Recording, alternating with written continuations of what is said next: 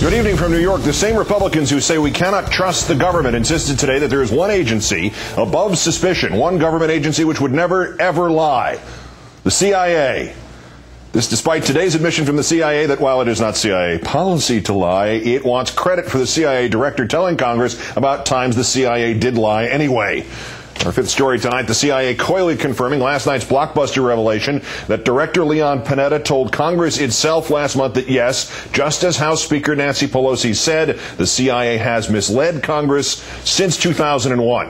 After House Democrats last night revealed a letter they had sent to Panetta on June 26th referring to secret testimony he gave them as recently as 2 days prior, saying, quote, "You testified that you have determined that top CIA officials have concealed significant actions from all members of Congress and misled members for a number of years from 2001 to this week. Based on that, the Democrats asked Panetta to revise his previous claim that it was not CIA policy or practice to mislead Congress. Today, the agency both stood by Panetta's statement that concealing things from Congress is not policy, but also implicitly confirmed the letter's central claim that Panetta revealed times when it happened anyway. Quote, "It was the CIA itself that took the initiative to notify the oversight committees." Notify of what? A matter still classified, still unknown. This admission, however, insufficient to derail Republican politics. Republican Pete Hoekstra 2 years ago said CIA briefers were not being forthcoming to him and Congress, suggesting today that Democrats are revealing Panetta's admission only to support a new bill that would give Congress more control over the briefings it gets from the CIA and thereby vindicate Pelosi's claim of inadequate briefings. House Republican leader John Boehner today explaining that government spies are totally trustworthy.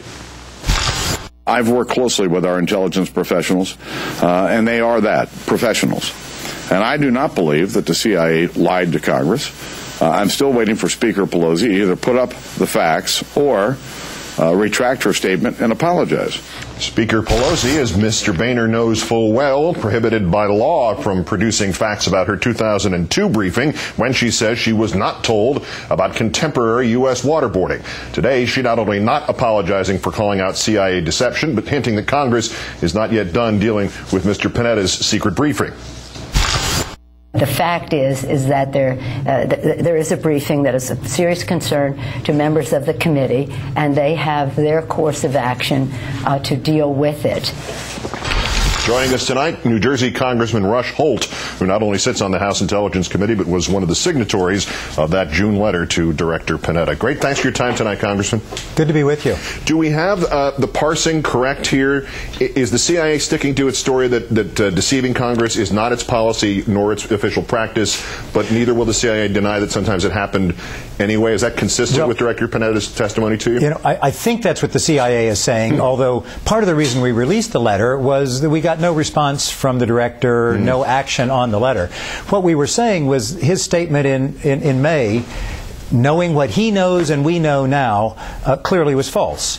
Now, we're not just trying to catch him in a falsehood or ask for an apology or try to be let in on a secret here. The point we're trying to make is that there's a pattern of denial and deception, a pattern that ultimately affects the security of Americans, because unexamined behavior, which is this pattern over the not just the months but the years and the decades, the unexamined behavior can lead to dangerous damage.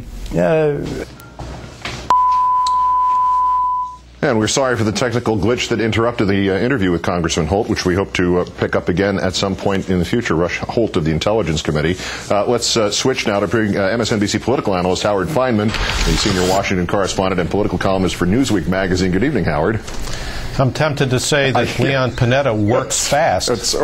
Or Boehner, could have been either one of them, in hoping that we get to talk to the congressman again. Yes, in the interim, is there indication? All right, I'm going to hold off because Congressman Holt is back with us now. Okay. So we'll resume where we were. Congressman, we had a glitch. And in talking about CIA openness, the picture and the sound suddenly went dead, which is kind of an irony by itself. Well, it's good to be back with you. It is ironic, isn't it? I'm not sure where we were when you lost me. But what we were saying in the letter was that the statement of May 4th was inaccurate. He knows it now, we know it now, but we're not trying to catch him in that and ask for an apology or to be let in on that secret. The point is we're trying to establish that there is a pattern of denial and deception, and ultimately that pattern hurts the national security, the safety of Americans. Because the point here is this powerful organization, if it runs without oversight, if it is unexamined, if you don't know who's minding the store, real damage can be done. Damage to people here and abroad. And so it's not about an internal beltway, inside the beltway tiff. It's not about who knew what when, and it's not to catch Mr. Panetta in, a gotcha. It is to establish the fact that Congress must exert oversight for the sake of the safety of the American people. And, whether it's destroying tapes, as we know the CIA did, or in a completely separate incident, the CIA Inspector General said, quote, "The CIA did not fulfill its legal obligation to keep Congress and the National Security Council fully informed. The agency denied Congress, the NSC, and the Department of Justice access to the findings." Or whether it's, as Mr. Hoekstra, you quoted him earlier, he said, not so long ago, that we cannot have a community that operates outside the law, covers up what it does, and lies to Congress. I mean, there are plenty of examples of this. This letter that you're referring to that was released yesterday refers to only one, but in egregious examples. A serious matter that went unexamined by Congress because it was unknown to anyone in Congress for many years. Well, and to that point, whereas secondarily in terms of the importance in the overall structure of the relationship between the CIA and the country, never mind just the Congress, secondarily there is this surprise that is referred to somewhat obliquely in here. Congresswoman Eshoo reported to the Huffington Post that Mr. Panetta stopped one program the day after he learned about it on June 23rd, that your whole committee, she termed it as, was stunned to learn what had been kept secret. Obviously, it's a secret. Was this something that we did not know about previously? Is there anything around the corners that you can tell us about it?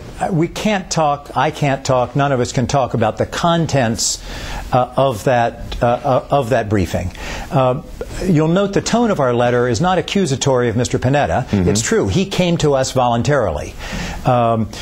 It certainly raises questions why in May, after he'd been director for many months, he came to reveal this. I believe that it just came to his attention. This culture of concealment, which can be really dangerous. I mean, some of us in our generation remember Shamrock and COINTELPRO and some of these things from the 60s and the 70s that gave rise to the need for congressional oversight, the creation of the oversight committees in the first place. This is something that is not new.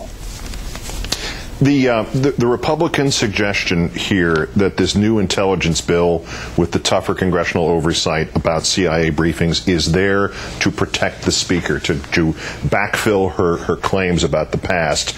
But the provisions actually predate what the Speaker said about CIA lack of full clarity. What is the impetus for trying to change the nature of the briefings?